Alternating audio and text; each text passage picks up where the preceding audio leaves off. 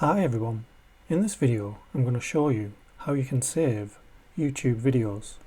So if you find this video helpful, please give it a like and make sure you subscribe for more useful tutorials. So what you'll need to do is obviously click on the video you want to save.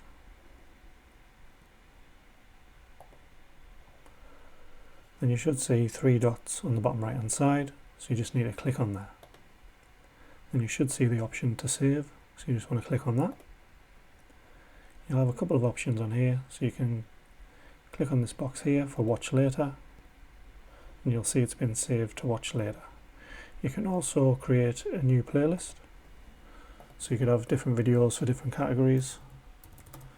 So you can maybe have a funny playlist or a sports playlist, so you can watch them later at different times. And you can also change it to unlisted or public, so whoever visits your channel will be able to see it if it's on public.